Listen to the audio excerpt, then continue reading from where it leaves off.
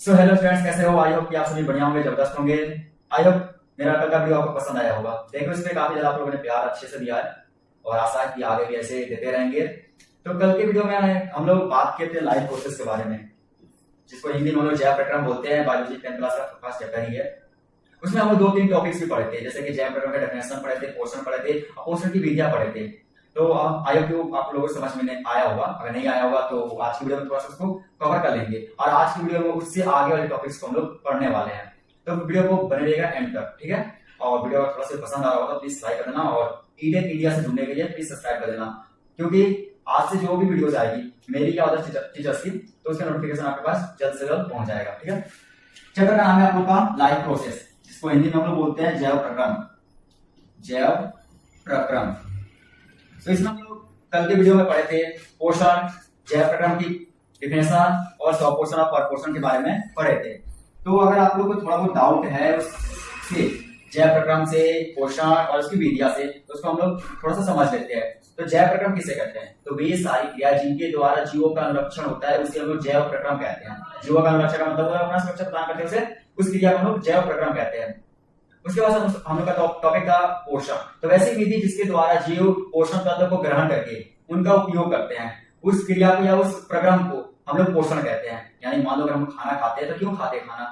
Obviously हम लोग खाना खाते हैं अपने एनर्जी को लाने के लिए, अपने बॉडी में एनर्जी लाने के लिए। कुछ पोषण तत्वों को ग्रहण करेंगे तो हम लोग बॉडी के अंदर एनर्जी आएगा और एनर्जी आने के बाद हम क्या कर पाएंगे? किसी बात को पूरा कर पाएंगे। तो जीव जब पोषण तत्व को ग्रहण करके उसका उपयोग करता है, अब ये नहीं खाना खा लिया सो गए, वो उपयोग नहीं हुआ।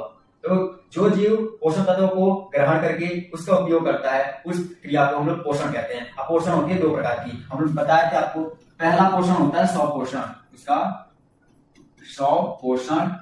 दूसरा हम बताए थे परपोषण। परपोषण, स्वपोषण का डिफिनेशन और परपोषण का डिफिनेशन भी कल के वीडियो में हम बता दिए हैं। नहीं समझ में आया फिर समझ लो। स्वपोषण वैसा जीव जो अपना भोजन स्वयं संश्लेषित करता है उसे स्वपोषण कहते हैं। फॉर एग्जाम्पल सभी हरे पौधे। वैसा जीव जो अपना भोजन स्वयं संश्लेषित करते हैं उसे स्वपोषण कहते हैं। फॉर एग्जाम्पल सभी हरे पौधे, क्योंकि जितने भी हरे पौधे हैं सारे के सारे अपना जो भोजन है स्वयं संश्लेषित करते हैं। आई नो कि कल के वीडियो में समझ में आ जाना चाहिए। परपोषण, तो परपोषण ठीक स्वपोषण का अपोजिट होगा कि वैसे जीव जो अपना भोजन किसी ना किसी रूप से किसी दूसरे जीव पे डिपेंड रहते हैं, यानी आश्रित रहते हैं, उसे परपोषण कहते हैं। फॉर एग्जाम्पल मानव या मनुष्य बोल सकते हो, और हो गए जंतु, हो गए जीव जंतु।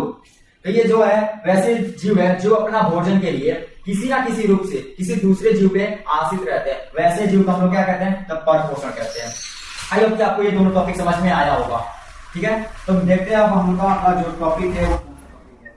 तो पोषण हम लोग पढ़ लिए, पोषण का डिफिनेशन हम लोग जान लेंगे कि पोषण कितने प्रकार का होता है, 2 प्रकार का, स्वपोषण, परपोषण। अब हम लोग पढ़ेंगे विस्तारित से परपोषण के बारे में।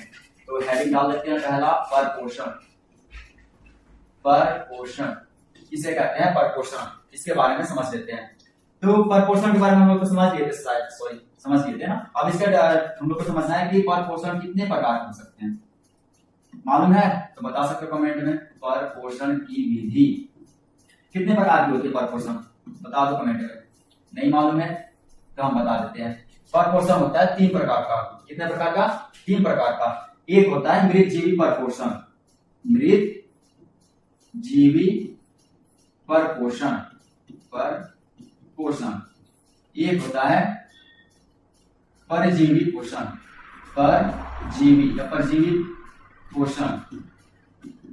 एक होता है आपका प्राणी संपोषण, प्राणी संपोषण, ठीक है? अब इसको एक एक करके हम लोग समझ लेते हैं कि किसे कौन से पोषण, परपोषण को छोड़ी, देखो यहाँ गलती हो गया, ये परपोषण है, केवल पोषण नहीं,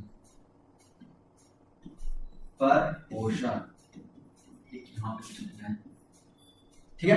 तो इसको एक एक करके हम लोग समझ लेते हैं तीनों विधि को कि किसे क्या कहते हैं। तो नाम से ही आप लोग मान कर सकते हो, नाम से मान कर सकते हो मृत जीवी परपोषण का मतलब क्या होता है। तो पोषण का मतलब आपको मालूम चली गई, परपोषण किसे कहते हैं? जो जीव किसी ना किसी रूप से दूसरे जीव पे आश्रित रहते हैं, यानी कि ये जीव तो अपना पोषण तत्व ग्रहण करेगा ही, लेकिन कौन से जीव से ग्रहण करेगा? यहाँ पे देखो इसका नाम ही देखो क्या लिखा हुआ है। एक मिनट इसको हाईलाइट करते हैं दूसरी तरफ से तो बेटर समझ में आएगा। मृत जीवी, यानी कि मृत जीव से, यानी मृत का मतलब क्या होता है? मृत का मतलब मरा हुआ, मृत का मतलब मरा हुआ, यानी जो जीव जंतु या पेड़ पौधा मृत हो गया होगा उससे अपना भोजन जो ग्रहण करता होगा जो जीव, उस जीव को हम लोग बोलते हैं मृतजीवी परपोषण। ठीक है, समझ में आया। उसके बाद से परजीवी परपोषण, तो परजीवी परपोषण को भी समझ लेते हैं। प्राणी संपर्पोषण भी है, इसको भी शायद कुछ समझ लेते हैं। अगर इस सबका अगर आपको पीडीएफ चाहिए तो आप लोग टेलीग्राम से ले सकते हो, या अगर टेलीग्राम नहीं यूज करते हो तो कोई दिक्कत नहीं है। यूट्यूब के आपके यूट्यूब चैनल के डिस्क्रिप्शन में आपको एक नंबर प्रोवाइड किया गया है, उस नंबर पे आप मैसेज कीजिए और वहां पे बस लिख दीजिए 10th क्लास पीडीएफ, ये टाइप करके आप सेंड कर दीजिए, आपके पास जो पीडीएफ है वो प्रोवाइड कर दी जाएगी। ठीक है, तो समझ लेते हैं इसको। ये तो आई होप आपको समझ में आया होगा मृतजीवी परपोषण किसे कहते हैं और परजीवी पोषण किसे कहते हैं, इसको समझ लेते हैं। और प्राणी संपोषण किसे कहते हैं, इसको भी समझ लेते हैं।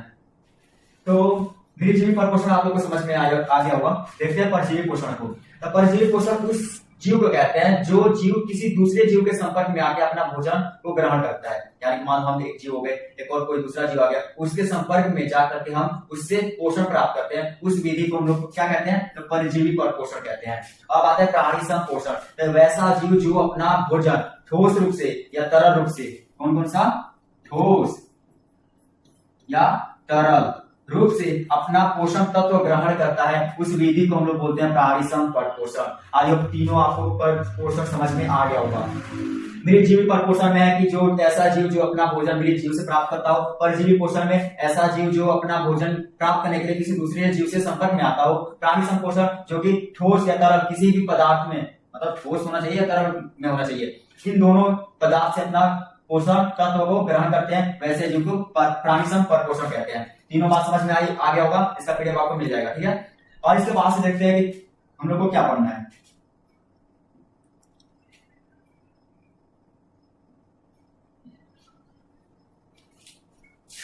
तो पढ़ना है कि स्वपोषण के लिए, हेडिंग में कर लेते इसको, स्वपोषण के लिए, स्वपोषण के लिए आवश्यक सामग्री, आवश्यक सामग्री। ठीक है, इसको हेडिंग में कर लेते हैं। क्या होता है स्वपोषण के लिए आवश्यक सामग्री, इसको भी देख लेते हैं। तो इसमें लिखेंगे हम लोग सूर्य का प्रकाश, सूर्य का प्रकाश, और क्या हो सकता है, सूर्य का प्रकाश, H2O जिसको हम लोग बोलते हैं जल, इसको हम लोग लिख देते हैं जल। उसके बाद से क्या है, कार्बन डाइऑक्साइड है जिसको हम लोग CO2 बोलते हैं, कार्बन डाइऑक्साइड। ठीक है, इसको भी कर लेते हैं CO2। उसके बाद से आप लोग को आता है हरित लवण, हरित लवण जिसको तुम लोग क्लोरोफिल भी बोलते हो, इसको लिख देते हैं यहां में क्लोरोफिल। ठीक है, ये कुछ स्वपोषण के लिए आवश्यक सामग्री है। अगर ये सब रहेगा तो अभी स्वपोषण की प्रक्रिया जो है संपन्न हो पाएगी, कंप्लीट हो पाएगी। जैसे कि स्वपोषण का डेफिनेशन आपको बता देते, तो वैसे जीव जो अपना भोजन स्वयं संश्लेषित करते, जैसे कि सभी हरे पौधे, तो यही है, सभी हरे पौधे इसी से अपना क्या करते हैं, तो भोजन को तैयार करते हैं, भोजन को क्या करते हैं, तैयार करते हैं। ठीक है, ये सब सामग्री है। ठीक है, इसको इंपॉर्टेंट में रखना। इसके बाद से हम लोग का जो टॉपिक है कि प्रकाश संश्लेषण, बहुत ज्यादा इंपॉर्टेंट टॉपिक है ये, प्रकाश संश्लेषण वाला, इसको अच्छे से समझना। ठीक है, ऊपर लिख देते हैं प्रकाश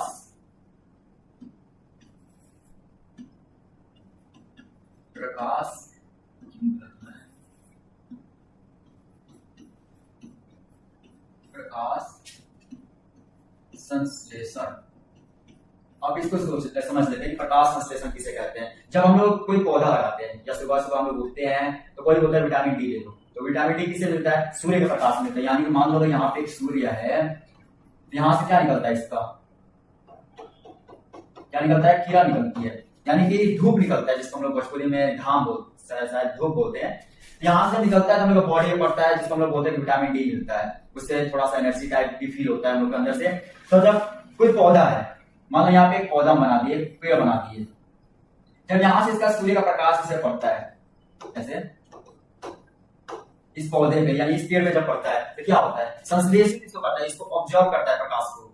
इसी के बारे में हमको अच्छे से विस्तारित रूप से पढ़ना है। ठीक है, तो इसको भी अगर लिखना है तो ऐसे लिख सकते हो, उसको पहले क्लियर कर लेते हैं। अगर चाहते हो इसका स्क्रीनशॉट ले लेना, ठीक है।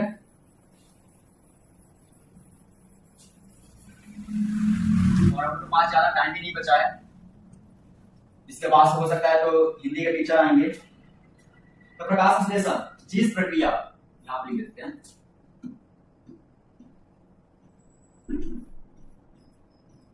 जिस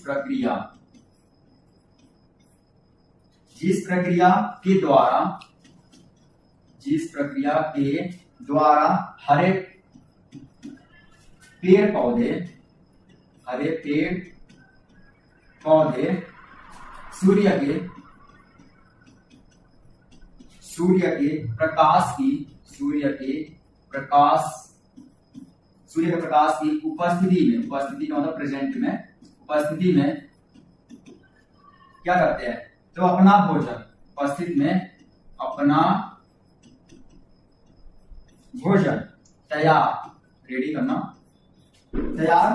करते हैं। किसकी उपस्थिति में, तो सूर्य के प्रकाश की उपस्थिति में तैयार करते हैं। उसे मूलभूत प्रक्रिया को क्या कहते हैं, तो प्रकाश संश्लेषण। उस प्रक्रिया को प्रकाश संश्लेषण कहते हैं। अब यहां से एक रिएक्शन भी पूछता है कि प्रकाश संश्लेषण का रिएक्शन आता है, वो भी हम लिखवा देते हैं। ये इसका डिफिनेशन लिखना चाहते हो तो लिख सकते हो 6CO2 plus 12H2O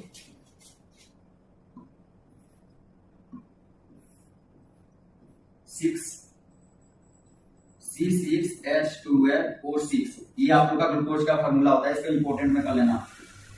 6O2 plus 6H2O, ठीक है। यहां पे आपको सूर्य का प्रकाश आएगा, सूर्य प्रकाश लिख देते हैं, और नीचे आप लोग का रहेगा क्लोरोफिल, जिसको हम लोग हरितौल भी बोलते हैं। 100% की सामग्री में क्लोरोफिल, ठीक है। ये रिएक्शन है जो कि आपको प्रकाश संश्लेषण का है, इसको इंपॉर्टेंट करना, ठीक है। अगर एग्जाम में पूछे प्रकाश संश्लेषण को विस्तारित रूप से समझाए तो इतना डिफिनेशन लिखने के बाद से ये जरूर लिखना ये। और सबसे ज्यादा इंपॉर्टेंट ये ग्लूकोज का सूत्र 6H12O6, ठीक है। तो इसका स्क्रीनशॉट ले लो। तो प्रकाश संश्लेषण किसे कहते हैं, जिस प्रक्रिया के द्वारा जितने भी हरे पौधे हैं अपना भोजन तैयार करते हैं। कौन कौन से सामग्री से तैयार करते हैं ये आपको हम पहले ही बता दिए थे। उस मूलभूत प्रक्रिया को लोग क्या कहते हैं, तो प्रकाश संश्लेषण कहते हैं। आई होप कि आपको टॉपिक समझ में आया होगा। इसके बाद का जो टॉपिक है हम लोग नेक्स्ट वीडियो में लेंगे, लाइव की वीडियो में, क्योंकि इसमें हम लोग चाहते नहीं कि थोड़ा लॉन्ग वीडियो बन जाए। लाइव में जितना होगा पहला चैप्टर ही कंप्लीट कर दिया जाएगा, ठीक है। आई होप कि मेरा वीडियो अगर पसंद आया होगा आपको, अगर थोड़ा सा पसंद आया तो प्लीज लाइक कर देना, और ईडन इंडिया से जुड़ने के लिए सब्सक्राइब कर देना, और जो टॉपिक समझ में नहीं आया होगा कल की तरह कमेंट में कर देना। और जैसे उस वीडियो में प्यार दिया वैसे इस वीडियो में भी थोड़ा सा प्यार देना। मिलते हैं नेक्स्ट वीडियो में, तो चलिए बाय।